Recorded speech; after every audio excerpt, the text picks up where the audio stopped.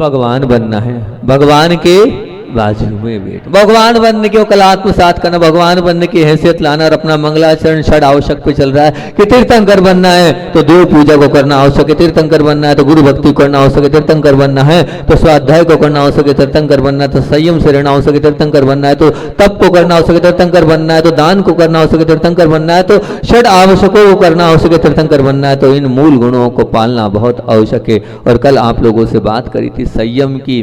संयम का मतलब इच्छाओं का नियंत्रण या अनुशासन, या इच्छाओं पर विजय पाना ही संयम है। संयम अर्थात लापरवाही असावधानी से अपने आप को ऊपर उठाकर हित मित प्रिय बनकर रहना, ये संयम कहलाता है। और संयम तो अपने जीवन का अहम बनना चाहिए, अभिमान बनना चाहिए कि मैं संयमी हूं, और संयमी बनकर तो संयम को जीवन का अहम मान लोगे तो सब कुछ अपने आप आता चल जाएगा। और नहीं मानोगे तो कल मैंने आपसे कहा था कि ध्यान रखना कि 3 प्रकार की तिकड़ी बन जाएगी आपके जीवन में, आवेश, आक्रोश और आग्रह की खतरनाक तिकड़ी का आप शिकार बन जाओगे। इसलिए इंद्रियों को पाल लो। और एक बात वास्तविकता बताई थी कि दूसरों की नजर में सच्चा साबित होना ज्यादा कठिन नहीं है, परंतु अपने स्वयं की नजरों में अच्छा साबित होना अत्यंत कठिन कार्य है। इस कठिन कार्य को आप कर लोगे तो बहुत अच्छी बात है। एक और बात बहुत बोली थी, इंद्रियां हमारी आज्ञा के अधीन है कि हम इंद्रियों की आज्ञा के अधीन है।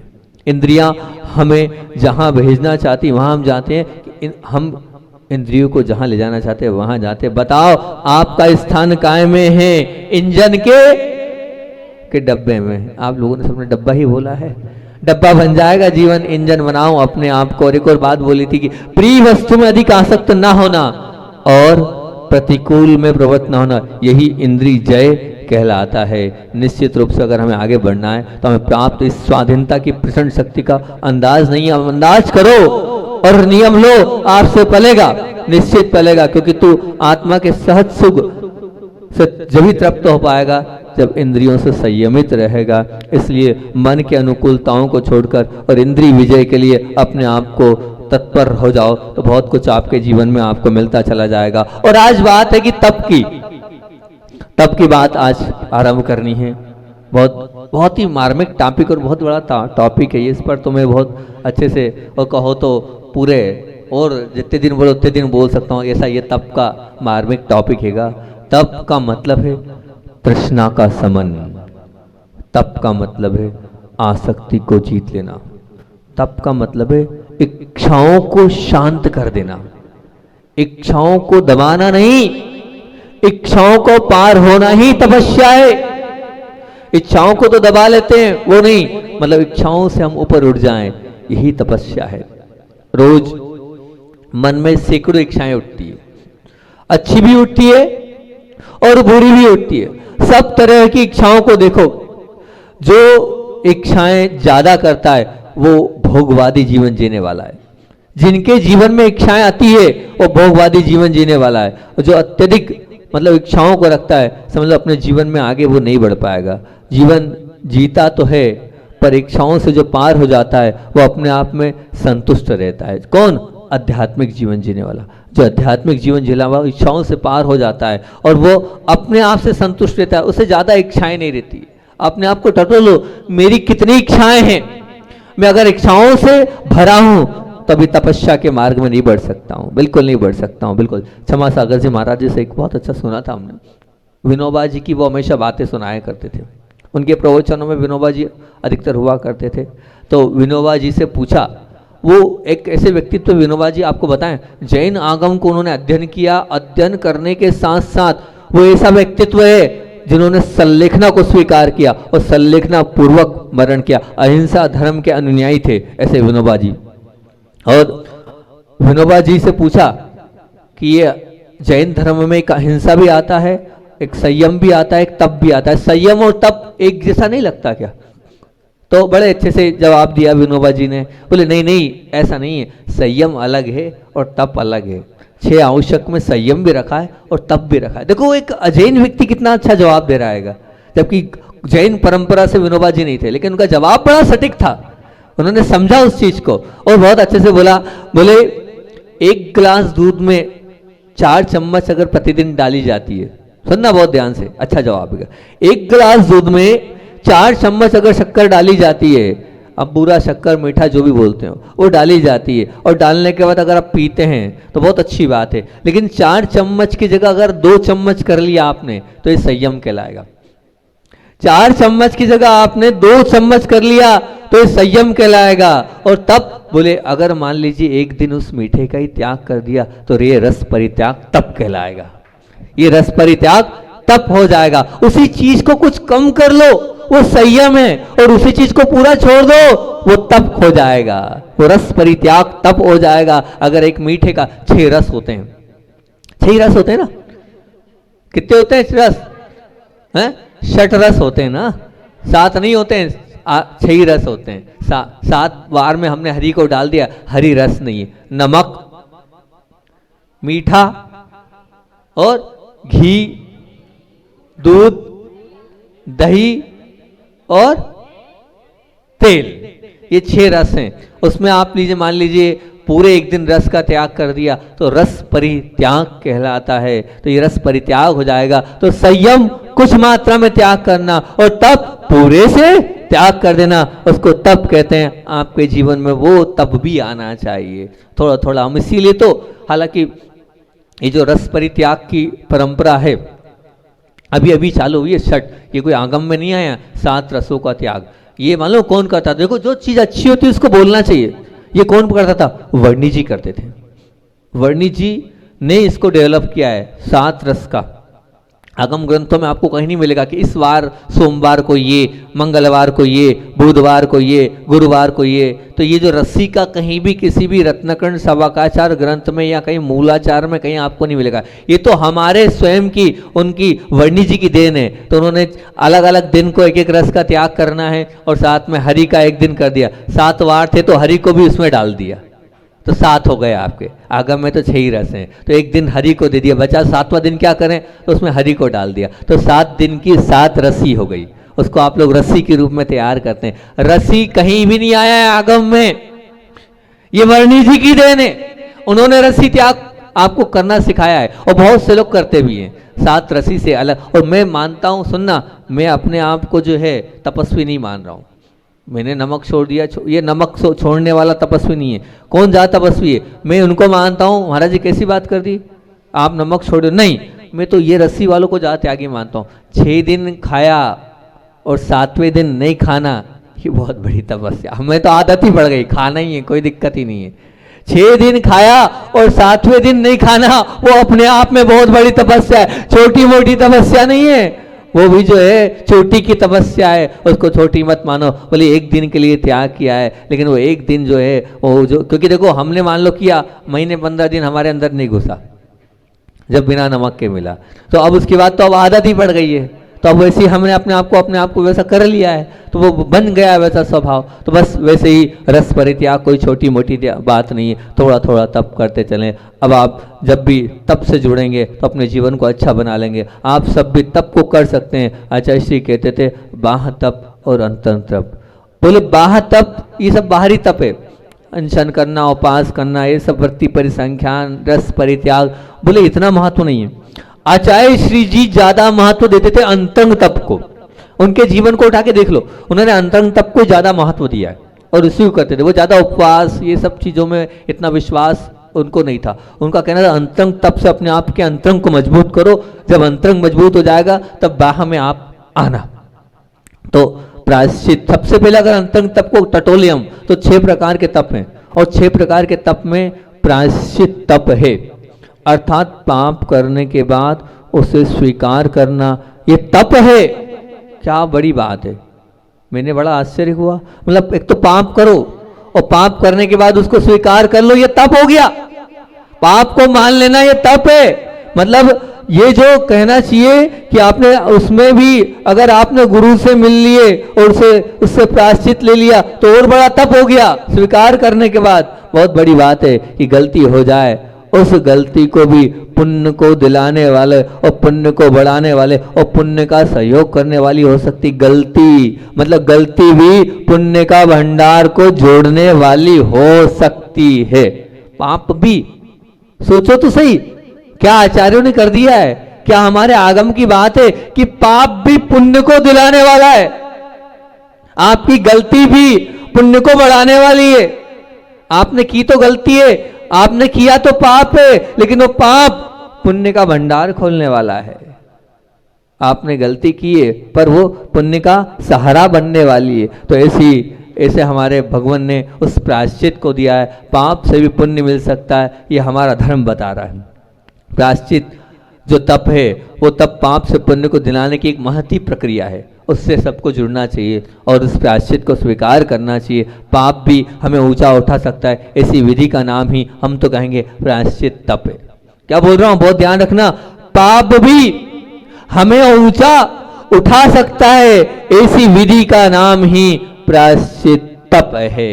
उस प्रायश्चित तप से दूरो, प्रतिदिन क्षमा मांगो, जीव मात्र से यह भी क्या कहलाएगा, प्रायश्चित तप में भी आता चला जाएगा। हम मानते चले पापों का प्रक्षालन और पुण्य का संयोजन इस प्रायश्चित तप के माध्यम से होता है। अपने पापों का भी प्रक्षालन करते चले जाएंगे और अथाह पुण्य का भंडार हमारे जीवन के साथ जुड़ता चला जाएगा इस प्रायश्चित के माध्यम से। ये प्रायश्चित अनोखी प्रक्रिया है। ऐसे ही एक एक तप बड़ा महान है।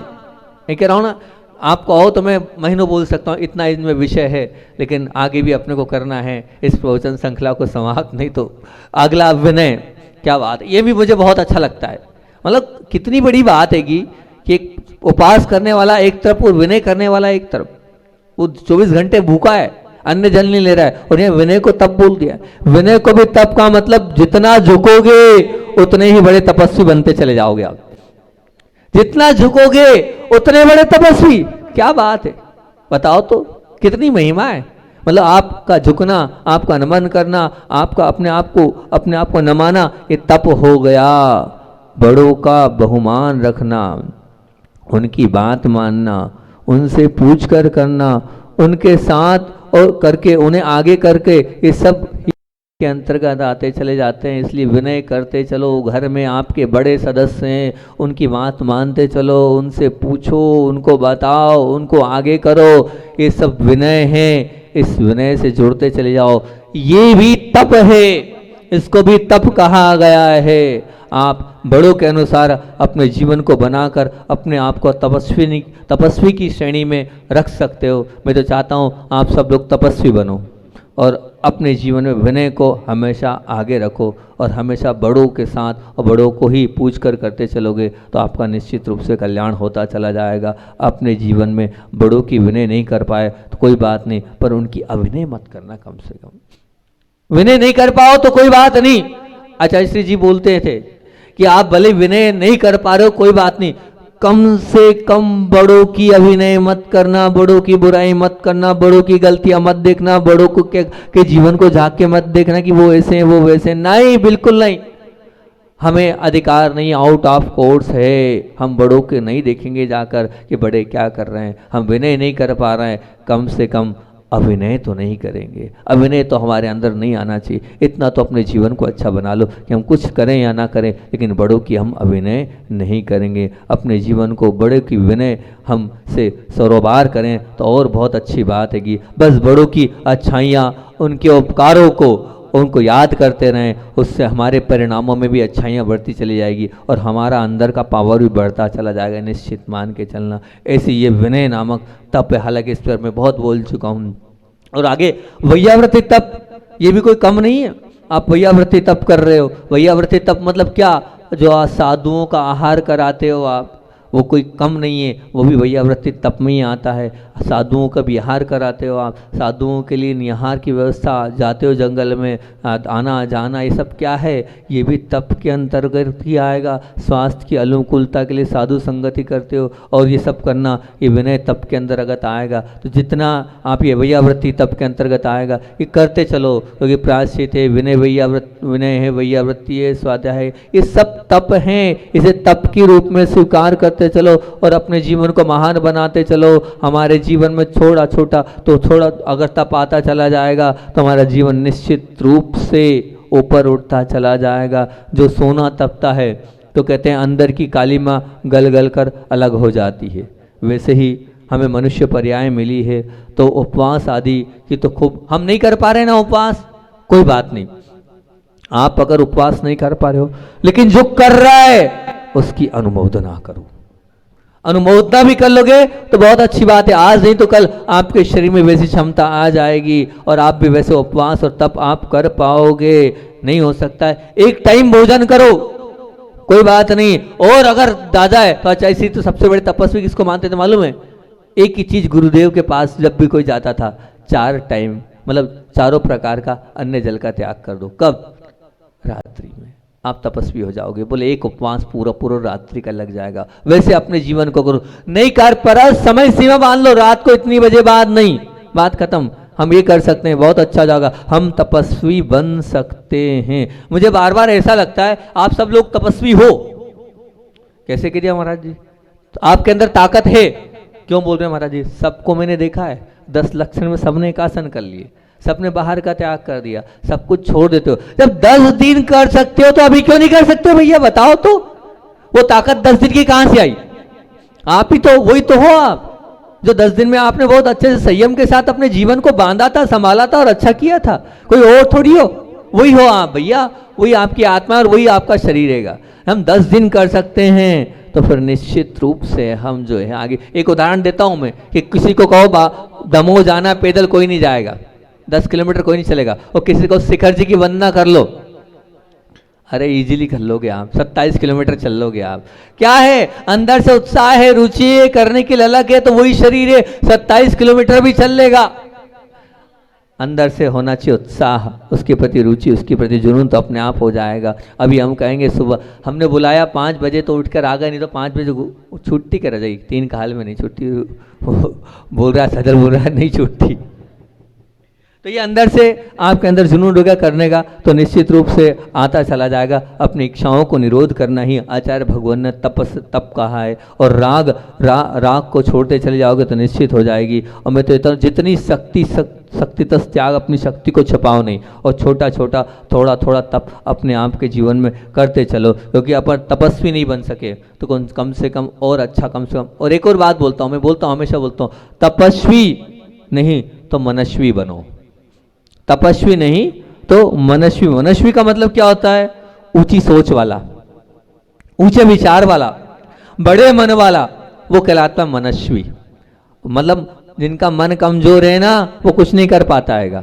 बस वो अपने आप में सुस्त, आज कर लूंगा, कल कर लूंगा, अभी तो बहुत बड़ा जीवन है, अभी तो क्या है, अभी तो बहुत कुछ है, करेंगे करेंगे, थोड़ा सा और थोड़ा सा और, थोड़े से और में वो चला जाता है और कुछ नहीं कर पाता है। बिल्कुल कर लो, अभी कर लो, इसी वक्त कर लो तो बहुत अच्छी बात हैगी, नहीं तो कर नहीं पाओगे। अपने अंदर थोड़ा बहुत विचार आया तो करते चलो क्योंकि तपसा निर्जरा छ, तप के माध्यम से संवर भी होगा और निर्जरा भी होगी। और अनुकूल प्रतिकूल परिस्थितियों में भी मन को स्थिर रखना, मैं कहता हूँ सुख दुख में या नुकसान में मन को स्थिर करना, ये मनस्वी कहलाता है। जो मनस्वी होता है वही सच्चा तपस्वी होता है। बहुत महत्वपूर्ण बात है। जब भी कोई समस्या आए, बहुत काम की बात, आप लोगों की बात बोल रहा हूं, कि जब भी कोई समस्या है उसे समता से स्वीकार कर लो, तपस्या बन जाएगी समस्या। समस्या ही तपस्या बन जाएगी आपकी। कब? जब उसे बहुत अच्छे से स्वीकार कर लोगे। हमारा तो कुछ नहीं है, आया है चला जाएगा, कल्याण हो जाएगा। समस्या को तपस्या बनाओ। समस्या चारों तरफ से घिरी है हमारे पास, वो तुम्हारे पास भी है और मेरे पास भी है। जब तक संसार है तब तक समस्या है, कुछ नहीं होने वाला है। इधर इधर खूब सिर मार लो, पर समस्या जाने वाली। उस समस्या को चुनौती के रूप में स्वीकार कर लो और फिर स्वीकार करते करते करते करते क्या हमें क्या करना है, उस दुप्रसंग में, उस कर्म के उदय में मानकर स्वीकार कर लोगे और मन से कह दोगे और से कह लोगे कि मुझे इसमें अपने मन को स्थिर रखना है, मुझे अपने इसके मन में इस पर कोई भी किसी प्रकार का विकल्प नहीं करना है। तो समझ लेना, हमेशा बोलते थे आचार्य श्री जी एक बात, क्या हमेशा कहते केस लूज करना सरल है, पर अपने साथ वाले की बात के वचनों को सुनना बड़ा कठिन है। गुरुदेव की बात थे, जब भी आती थी बात, बड़े बहुत तपस्वी होता है जो आजू बाजू वाले के और साथ में रहने वाले की क्या उन वचनों को सुन ले, वो ये सुन भी ले और साथ साथ में वो क्या है हंसकर टाल दे। ये ताकत, ये तपस्वी है। उपास तो हर कोई कर लेगा, ये जितने से बोलूंगा कल उपास कर लेना, गुरु मुख को की बात को आप टालोगे नहीं और सब कल उपास कर लोगे। इतनी ताकत रखता हूं, बस कह दूं मैं तुम्हें कल उपास करना है, तो मेरे ख्याल से कोई नहीं टालेगा। और मैं तुमसे कह दूं कि भैया सामने वाले गुस्सा हंसकर टाल देना, नहीं महाराज, वो नहीं हो पे है, वो नहीं हो पाएगा। तपस्या तो यही है कि सामने वाले ने कुछ बोला है, हंसकर टाल दो, सुना अनसुना कर दो, उसकी तो आदत ही है। ऐसा बोल दो ना, जैसे सुभाष जी की तो आदत ही है, तो ऐसा कर दो और कोई दिक्कत ही नहीं है, कहानी खत्म हो जाएगी, है ना। तो ऐसा कर दो, उसकी सामने वाले की तो आदत ही है ना। बोल दिया तो क्या हुआ, बोल दिया, कोई बात नहीं है, मेरे कर्म का उदय था, बोल दिया तो हमने उसको सहन कर लिया। कर्म काटने का मौका मिल रहा है, सामने वाले का प्रतिकूल व्यवहार, ये विचार कर लो ना, अपने आप बिल्कुल आप तपस्वी बन जाओगे। अगर इतने सब विचार आ गए तो बड़ी बहुत कठिन बात होती है जब कोई प्रतिकूल बोलता है, और उसके बाद अपने आप को संभाल पाना अपने आप में बहुत बड़ी तपस्या है। बिल्कुल बहुत अच्छी बात है कि अगर आपके जीवन में अगर ये बात आ गई, मैं तो पिछली बार भी एक बात बोला था, हमेशा बोलता हूँ जब भी तपस्या की बात आती है, पर मैं तो क्या बोलता हूँ, समस्या को तपस्या बना लो, जीवन बदल जाएगा।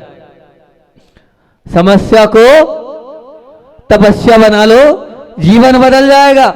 जो अच्छे लोग होते हैं ना, वो छोटी छोटी बात पर नाराज नहीं होते हैं, बिल्कुल हाँ होते ही नहीं है, वो ना उद्वेलित होते हैं। ये छोटी छोटी बातें उद्वेलित नहीं कर पाती हमारे लिए। आया ये बोलते रहो लेकिन करो, जीवन में उतारो, गया गया करते तो।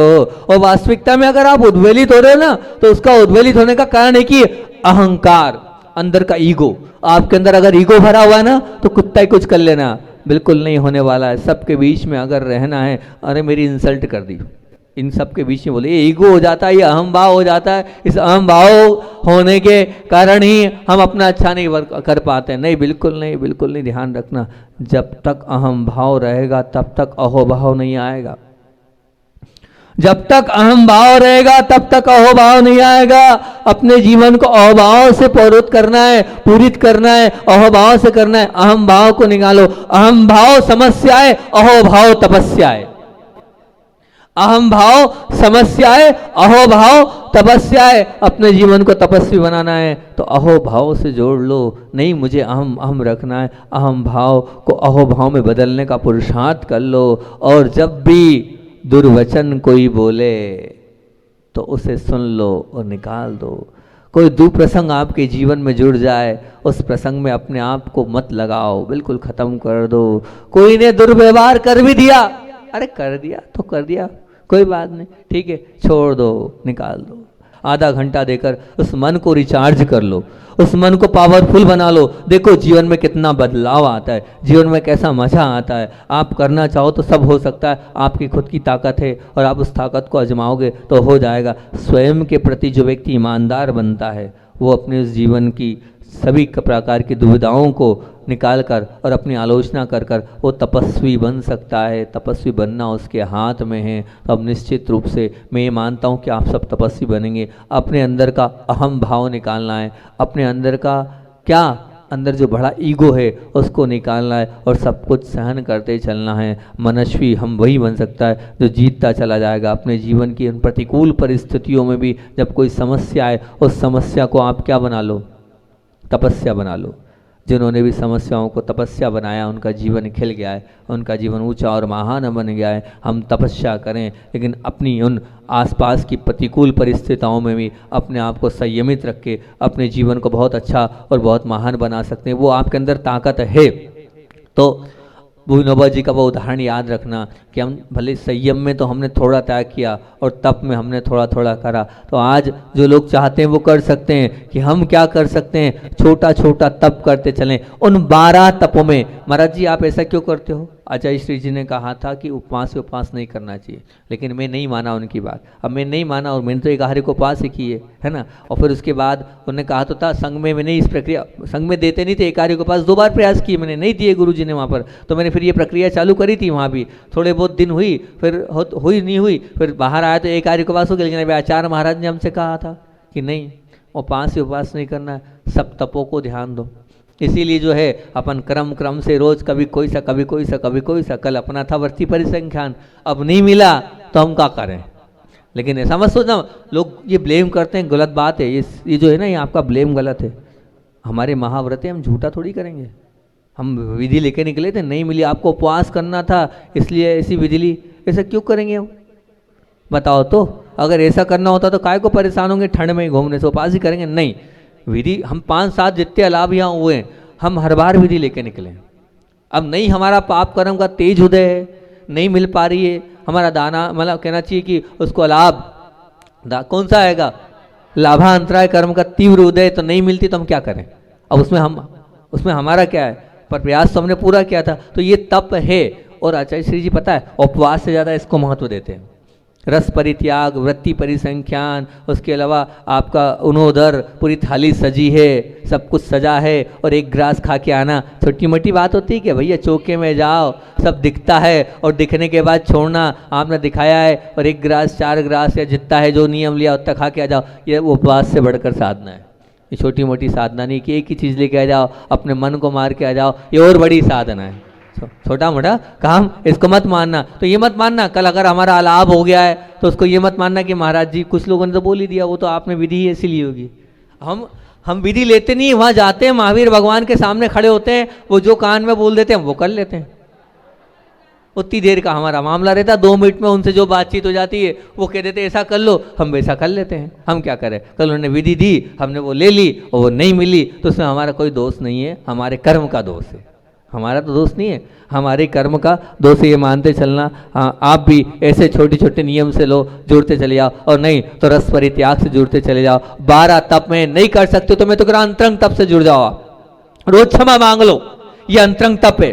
रोज आप बड़ों की विनय कर लो, चरण छू लो, ये अंतरंग तप है। कोई बहुत आप नहीं कर सकते उपवास वृत्ति रस परित्याग मत करो, ठीक है। हम रोज क्षमा मांग ले, हम रोज बड़ों के चरण छू लें, ये अपने आप में क्या है, ये अंतरंग। हम रोज महाराज जी की बड़ों की जाके वैयावृत्ति कर लें, ये अंतरंग तप कर लो आप। प्रायश्चित विना वैयावृत्ति, रोज स्वाध्याय कर लें, ये क्या है, ये सब तप ही तो है। इस तप के साथ आप जुड़ जाओ तो बहुत अच्छी बात है कि कायस्तर कर लें हम, और अभी आता चला ही जाएगा। तो इन तपों से अपने आप को जोड़ते चलोगे तो निश्चित रूप से आपका जीवन उत्कृष्ट भी बन सकता है, आपका जीवन महान भी बन सकता है। मैं तो चाहता हूँ आपका जीवन महान उत्कृष्ट बने। आचार्य भगवान की बात को बोलकर मैं अपनी बात को विराम देता हूँ। आचार्य भगवान के साथ कहना है, वो भजन आता ना, आप लोग भजन ही भजन बोल रहे हो तो मैं भी एक भजन बोलता हूँ गुरुदेव के नाम पर, आप लोग साथ देना मेरा। वो भजन कौन सा है, सागर से गहरे हिमालय से ऊंचे, इन्हें कौन रोके इन्हें कौन बांधे, इन्हें कौन रोके इन्हें कौन बांधे। जैसे पूज्य आचार्य भगवान वास्तविकता में ऐसे ही थे कि उन्हें कोई रोक नहीं सकता, उन्हें कोई बांध नहीं सकता। वो सागर से गहरे, वो हिमालय से ऊंचे। आचार्य भगवान ने निर्णय ले लिया मुझे चतुर्मास बीना बारा करना है, और कुंडलपुर से बिहार करते हुए हम निकले, और जब बीना बारा की ओर जा रहे थे रेहली पर पहुँचे। अब सब ने कहा आचार्य भगवान ये नदी ऐसी है कि पार हो नहीं सकता है। ऐसी वो नदी रेहली की नदी क्षेत्र से बाहर हुए तब ऐसी वो नदी थी। और अगर किसी ने वो दृश्य देखा हो तो देखा हो, रेहली वाले बैठे, ऋषभ की मम्मी उन्हें देखा हो तो पूरा संग, और कह दिया आचार्य जी आप नहीं निकलोगे। लेकिन क्या ना कि जब गुरुजी सोच लेते तो अपने आप सबको उतरना पड़ता है। गुरुजी वहाँ खड़े हुए 10 मिनट, उनने क्या पता क्या जादू किया, अपने आप नदी थी इतनी, धीरे धीरे धीरे करके नदी उतरते चली गई। 10 मिनट गुरुजी खड़े रहे और नदी नीचे आ गई, और इतने इतने पानी में पूरा संग अपने आप निकल गया। ये है दृढ़ संकल्प। एक साधक अगर दृढ़ संकल्प कर लेता है सब अपने आप होता चलता है। बोलिए आचार्य विद्यासागर जी महामुनि राज की।